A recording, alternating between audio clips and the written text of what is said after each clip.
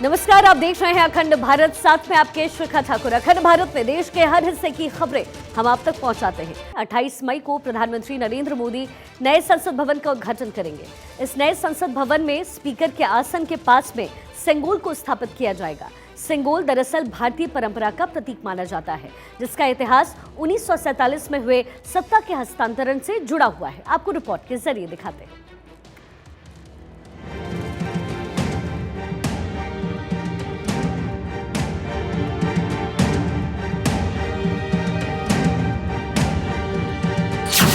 नए भारत की नई पहचान, नई संसद, सनातन परंपरा। नई संसद में सेंगोल। संसद भवन में दिखेगा भारत का राजदंड। केंद्र में नरेंद्र मोदी ने सत्ता संभाली तो आत्मनिर्भर भारत बनाने के साथ साथ गुलामी की निशानी को धीरे धीरे खत्म करने का प्रण लिया था। अब वो प्रण साकार हो रहा है। कुछ दिन पहले नौसेना को गुलामी के निशान से आजादी मिली थी और अब अंग्रेजी हुकूमत वाली निशानी को बाय बाय कहा जा रहा है। 28 फरवरी को देश का नया संसद भवन का उद्घाटन प्रधानमंत्री नरेंद्र मोदी करेंगे। ये नया संसद भवन प्रधानमंत्री जी की दूरदर्शिता का प्रमाण है, जो नए भारत के निर्माण में हमारी सांस्कृतिक विरासत, परंपरा और सभ्यता को आधुनिकता से जोड़ने का एक सुंदर प्रयास है। नए संसद भवन का इंतजार बेसब्री से किया जा रहा है, क्योंकि इसमें सांस्कृतिक विरासत और आधुनिकता का समावेश किया गया है। और तो और इसमें सनातन परंपरा भी दिखेगी। नई संसद के उद्घाटन के मौके पर ऐतिहासिक परंपरा पुनर्जीवित होगी। नए संसद भवन में सेंगोल को स्थापित किया जाएगा।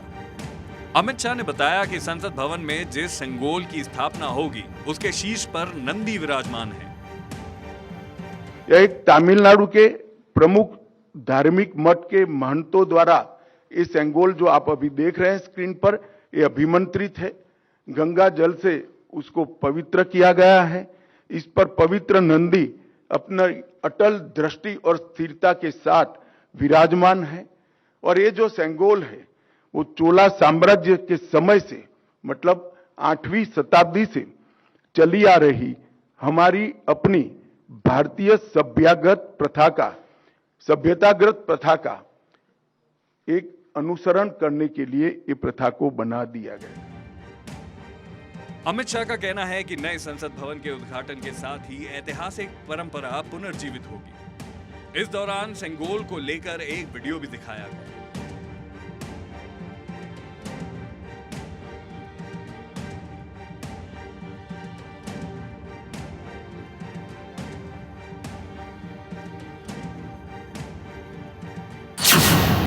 आपको सेंगोल के बारे में तफसील से बताते हैं। आजाद भारत में सेंगोल का बड़ा महत्व है। सेंगोल से निष्पक्ष और न्यायपूर्ण शासन की उम्मीद की जाती है। सेंगोल का इतिहास चोल साम्राज्य से जुड़ा हुआ है। आजादी के वक्त इसे नेहरू जी को सौंपा गया था। दरअसल लॉर्ड माउंटबेटन ने पंडित नेहरू से सत्ता हस्तांतरण को लेकर पूछा था। तब पंडित नेहरू ने सी राजा गोपालचारी से इसको लेकर मशवरा मांगा। सी राजा गोपालचारी ने सेंगोल प्रक्रिया के बारे में बताया था। सेंगोल को तमिलनाडु से मंगाया गया और नेहरू जी को दिया गया। 1947 के बाद उसे भुला दिया गया। 1971 में तमिल विद्वान ने इसका जिक्र किया। सेंगोल के बारे में काफी कम लोग जानते होंगे। जब अमित शाह ने इस शब्द का बार बार नाम लिया तो आपको इसके बारे में बताते हैं कि आखिर सेंगोल क्या है।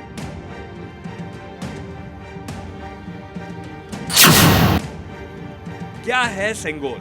सेंगोल संस्कृत शब्द शंखु से लिया गया है, जिसका अर्थ होता है शंख।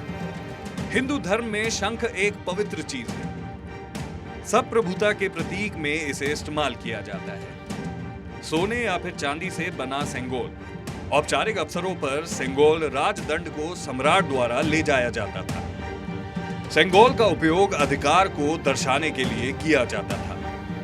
सेंगोल की सत्ता के हस्तांतरण का प्रतीक भी माना जाता है। अब सबको इंतजार 28 फरवरी का है, जब नए संसद भवन को देश को समर्पित किया जाएगा। मौजूदा संसद भवन गोलाकार है, जबकि नया संसद भवन त्रिभुजाकार है और ये देखने में काफी आकर्षक है। नया संसद भवन काफी बड़ा है और इसे पीएम मोदी की दूरदर्शिता का परिणाम बताया जा रहा है। ब्यूरो रिपोर्ट, भारत बचाओ। और चलिए अब आपको सेंगोल के बारे में कुछ जानकारी देते हैं। इसका सबसे पहले कब इस्तेमाल किया गया, इससे जुड़ी हुई कुछ इन्फॉर्मेशन आपके सामने। देखिए, पहली बार मौर्य साम्राज्य में इस्तेमाल की जानकारी मिलती है। 322 से 185 ईसा पूर्व में सेंगोल राजदंड का इस्तेमाल किया जाता था। 330 से 550 ईस्वी में गुप्त साम्राज्य में इसका इस्तेमाल हुआ। इसके बाद 907 से 1310 ईस्वी में चोल साम्राज्य में इसका इस्तेमाल हुआ और आखिरी बार मुगल साम्राज्य में इसके इस्तेमाल की बात सामने आती है। ब्रिटिश ईस्ट इंडिया कंपनी ने भी इसे अधिकार प्रतीक के रूप में अब तक इस्तेमाल किया था, जिसके बाद 1947 में सत्ता हस्तांतरण के वक्त इसे भारत सरकार को सौंप दिया गया। तो चलिए खबरों में और आगे बढ़ते हुए देखिए, 6 दिन 3 देशों की यात्रा के बाद प्रधानमंत्री नरेंद्र मोदी स्वदेश के लिए रवाना हो चुके हैं। इन 6 दिनों में पीएम मोदी की दीवानगी दुनिया भर में दिखी। जापान से लेकर पापुआ न्यू गिनी और फिर ऑस्ट्रेलिया, जहां भी पीएम मोदी गए वहां पर उनका विश्व रूपम अवतार दिखा। पीएम मोदी ने जिस तरीके से 3 देशों में धूम मचाई, आपको दिखाते हैं इस पर हमारी तैयार की हुई एक खास रिपोर्ट। करिश्माई, डायनामिक, ग्लोबल, लोकप्रिय, सख्त प्रशासक, काम करने वाला, जुझारू।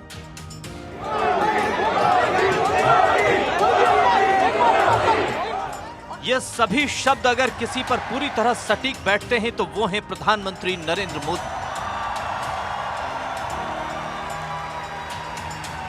लोकप्रियता ऐसी कि दुनिया के तमाम दिग्गज नेताओं को पीछे छोड़ देते हैं। And the Prime Minister of India, Narendra Modi!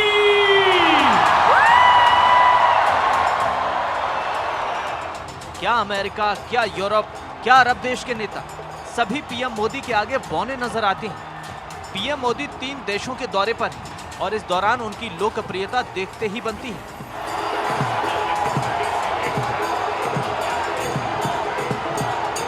PM Modi को दुनिया के दिग्गज भी अब बॉस कहने लगे हैं।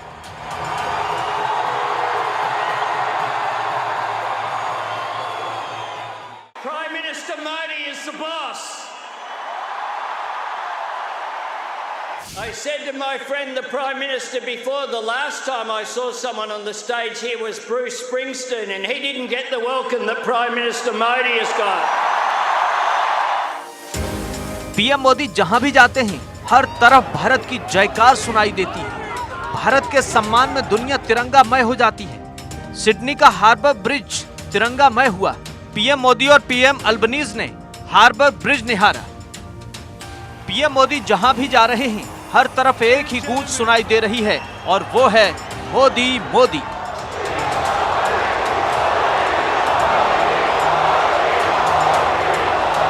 जापान हो या पापुआ न्यू गिनी या फिर ऑस्ट्रेलिया, पीएम मोदी की एक झलक हर कोई पाना चाहता है। दीवानगी ऐसी कि पूछिए मत। सिडनी में भारतीय समुदाय के बीच पीएम मोदी पहुंचे तो हुजूम देखते ही बनता था। 6 दिनों के विदेशी दौरे पर गए पीएम मोदी जहां गए वहां लोगों का हुजूम एक झलक पाने के लिए, मोदी को निहारने के लिए उत्सुक था। हर कोई पीएम मोदी को छू लेना चाहता था और जब पीएम मोदी ने बोलना शुरू किया तो तालियों की गड़गड़ाहट से स्टेडियम गूंज उठा। पीएम मोदी को मास्टर ऑफ डायनामिक इंडिया इसलिए कहते हैं क्योंकि वो अपनों को अपनी ताकत का एहसास करवाना जानते हैं। मैं जब 2014 में आया था तो आपसे एक वादा किया था। वादा ये था कि आपको फिर भारत के किसी प्रधानमंत्री का 28 साल तक इंतजार नहीं करना पड़ेगा।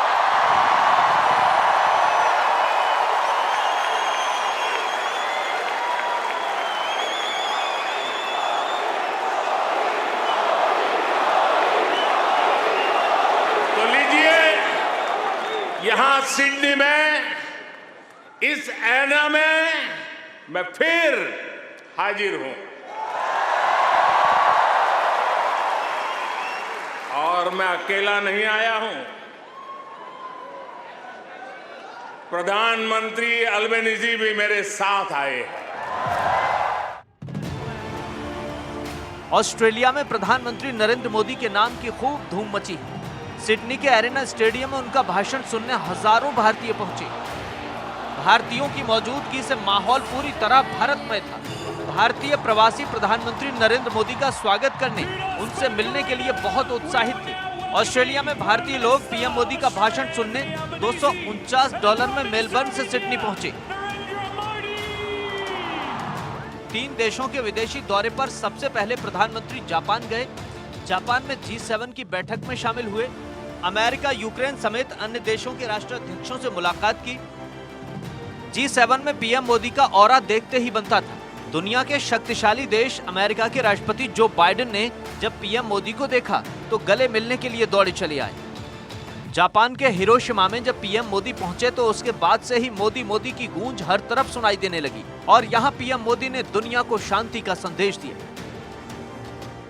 भारत और ऑस्ट्रेलिया के ऐतिहासिक संबंधों का विस्तार इससे कहीं ज्यादा बड़ा है। और जानते हैं, इन सारे संबंधों का सबसे बड़ा आधार क्या है? जानते हैं?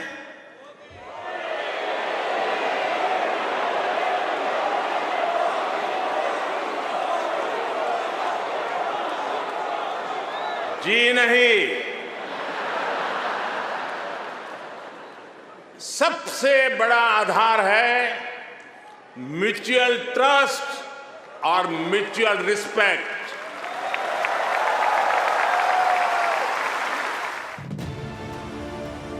प्रधानमंत्री नरेंद्र मोदी पूरी दुनिया में लोकप्रिय हैं। दुनिया के कई नेता भी उनके मुरीद दिखते हैं। हिरोशिमा में G7 के इतर क्वाड देशों की मीटिंग हुई और इस दौरान अमेरिकी राष्ट्रपति ने पीएम नरेंद्र मोदी से ऑटोग्राफ मांग लिया। जो बाइडेन ने कहा, आपके कदम बता रहे हैं कि लोकतंत्र मायने रखता है। आप मेरे लिए एक समस्या पैदा कर रहे हैं। अगले महीने हमने आपके लिए वॉशिंगटन में डिनर का आयोजन किया है। पूरे देश से हर कोई आना चाहता है। मेरे पास टिकट खत्म हो गए हैं। आपको लग रहा होगा कि मैं मजाक कर रहा हूं, लेकिन मेरी टीम से पूछ लीजिए।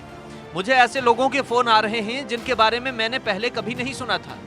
फिल्म अभिनेता से लेकर रिश्तेदार तक सभी आप बहुत लोकप्रिय हैं। आप अपना ऑटोग्राफ दे दीजिए। जापान के बाद PM Modi Papua New Guinea पहुंचे। यहां जिस तरह से पीएम मोदी का वेलकम किया गया वो लम्हा अद्भुत था। सारे प्रोटोकॉल को तोड़कर पापुआ न्यू गिनी के प्रधानमंत्री जेम्स मारापे ने पीएम मोदी का एयरपोर्ट पर वेलकम किया। जेम्स मारापे ने पैर छूकर पीएम मोदी का स्वागत किया। ये तस्वीर शायद इससे पहले कहीं भी और कभी भी नहीं देखी गई होगी। शायद ही किसी देश के प्रधानमंत्री ने दूसरे देश के प्रधानमंत्री के पैर छूकर स्वागत किया हो।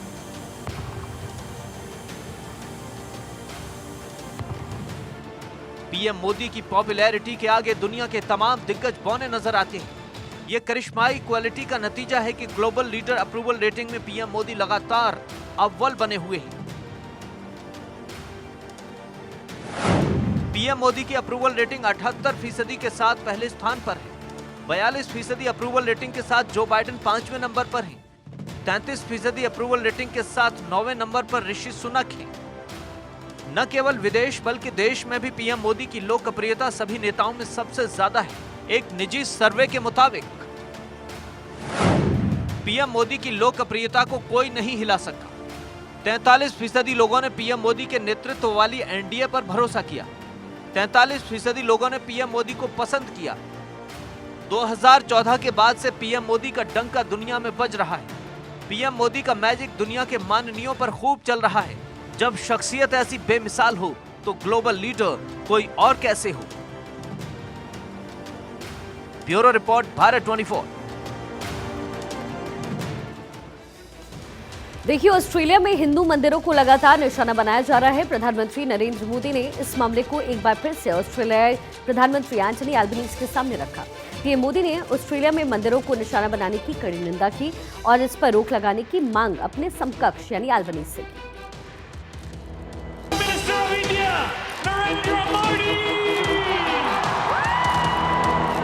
भारत और ऑस्ट्रेलिया के सौहार्दपूर्ण रिश्तों को कोई भी तत्व अपने विचारों या अपने एक्शन से आघात पहुंचाए, ये हमें स्वीकार्य नहीं है।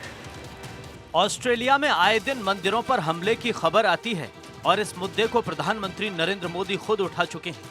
अब जब पीएम खुद ऑस्ट्रेलिया के दौरे पर थे तब उन्होंने ऑस्ट्रेलिया के पीएम एंथनी अल्बनीज से साफ साफ कहा कि मंदिर पर हमले किसी भी हाल में स्वीकार नहीं हैं। ऑस्ट्रेलिया में मंदिरों पर होने वाले हमलों और अलगाववादी तत्वों की गतिविधियों के संबंध में हमने पहले भी बात की थी और आज भी हमने बात की है। भारत और ऑस्ट्रेलिया के सौहार्दपूर्ण रिश्तों को कोई भी तत्व अपने विचारों या अपने एक्शन से आघात पहुंचाए, ये हमें स्वीकार्य नहीं है। मार्च में एंथनी अल्बनीज भारत दौरे पर आए थे, तब भी पीएम मोदी ने मंदिर तोड़फोड़ का मुद्दा उठाया था। तब भी ऑस्ट्रेलियाई पीएम ने इस पर आश्वासन दिया था कि पिछले कुछ सप्ताहों से ऑस्ट्रेलिया में मंदिरों पर हमलों की खबरें नियमित रूप से आ रही है। स्वाभाविक है कि ऐसे समाचार भारत में सभी लोगों को चिंतित करते हैं, हमारे मन को व्यथित करते हैं। हमारी इन भावनाओं और चिंताओं को मैंने प्रधानमंत्री एल्बनीज़ी के समक्ष रखा और उन्होंने मुझे आश्वस्त किया है कि भारतीय समुदाय की सेफ्टी उनके लिए विशेष प्राथमिकता है। अल्बनीज ने भले ही मार्च में आश्वासन दे दिया हो, मगर ऐसा दिखाई नहीं दिया, क्योंकि इसके बाद भी कई बार ऑस्ट्रेलिया में मंदिरों को निशाना बनाया गया। इस साल ऑस्ट्रेलिया में कम से कम 6 बार हिंदू मंदिरों को निशाना बनाया गया है। मंदिरों पर हमले खालिस्तानियों की ओर से किए गए। 5 मई 2023 सिडनी के स्वामी नारायण मंदिर में तोड़फोड़ हुई। 4 मार्च 2023 ब्रिस्बेन में श्री लक्ष्मी नारायण मंदिर पर भारत विरोधी तस्वीरें बना दी गईं। 17 फरवरी 2023 ब्रिस्बेन में गायत्री माता मंदिर के पुजारी को महाशिवरात्रि न मनाने की चेतावनी दी गई। 16 फरवरी 2023 मेलबर्न के काली माता मंदिर में भजन कार्यक्रम के खिलाफ वार्निंग दी गई। 23 जनवरी 2023 मेलबर्न के हरे कृष्ण मंदिर में खालिस्तानियों ने हंगामा किया। 17 जनवरी 2023 मेलबर्न में श्री विष्णु मंदिर में तोड़फोड़ की गई।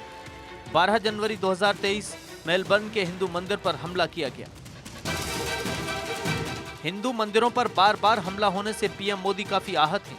यही वजह है कि ऑस्ट्रेलिया के पीएम जब भारत आए और पीएम मोदी ऑस्ट्रेलिया गए तो दोनों बार पीएम मोदी ने अल्बनीज के सामने मुद्दा उठाया और आज पीएम मोदी ने जो कहा, साफ जाहिर होता है कि इसको लेकर वो कितने संजीदा हैं। उन्होंने बार बार मंदिर पर हमले पर अल्बनीज को दो टूक कह दिया। ऑस्ट्रेलिया में पिछले महीनों से हिंदू मंदिरों पर हमले तेज हो गए हैं और इसके पीछे खालिस्तानी पूरी तरह एक्टिव हैं। हालांकि ऑस्ट्रेलिया की सरकार इस पर लगाम लगाने की बात कहती है, लेकिन फिलहाल ऐसा होता दिखाई नहीं दे रहा है। Bureau report, Bharat 24।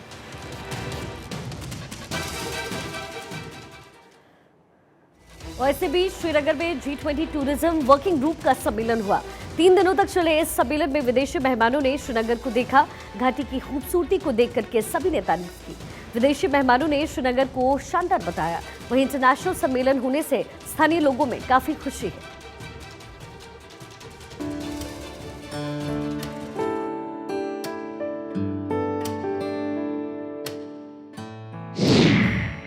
नो दहशत, no terror, Kashmir the global picture. घाटी की खूबसूरती का लुत्फ उठाते विदेशी मेहमान। दुनिया भर से आए मेहमान, दुश्मन देश हैरान परेशान। इस तस्वीर को देखकर चीन और पाकिस्तान परेशान हो गए होंगे। तस्वीर श्रीनगर की है। इसमें दिख रहे लोग विदेशी मेहमान हैं, जो स्थानीय वेशभूषा में पार्क में घूम रहे हैं। ये बदलते कश्मीर की तस्वीर है। अनुच्छेद 370 के निष्क्रिय होने के बाद जम्मू कश्मीर में अमन और शांति है। यहाँ पर 3 दिन तक G20 के टूरिज्म वर्किंग ग्रुप की बैठक हुई। सम्मेलन में दुनिया के कई देशों के मेहमानों ने शिरकत की। तीसरे और आखिरी दिन सुबह में योग सत्र का आयोजन हुआ, जिसमें प्रतिनिधियों ने बढ़ चढ़कर हिस्सा लिया। इसके बाद वे प्रसिद्ध मुगल गार्डन देखने पहुंचे।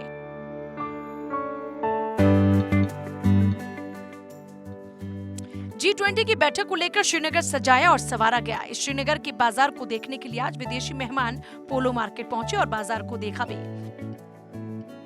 जम्मू कश्मीर पुलिस और प्रशासन के साथ साथ सीनियर अधिकारी जिसमें director general, additional director general, deputy inspector general central Kashmir, inspector general of police Kashmir zone से सीनियर सुपरिटेंडेंट पुलिस श्रीनगर, और जिसमें 3 टायर सिक्योरिटी सिस्टम में आपने पहले ही बार देखा कि आपको ड्रोन कैमरास के साथ साथ जो है सर्विलेंस जो होगी वो नेवी पुलिस के साथ साथ SOG Jammu Kashmir police, CRPF, SSB और बाकी जो विंग्स है जम्मू कश्मीर पुलिस की वो यहाँ पे मौजूद हैं।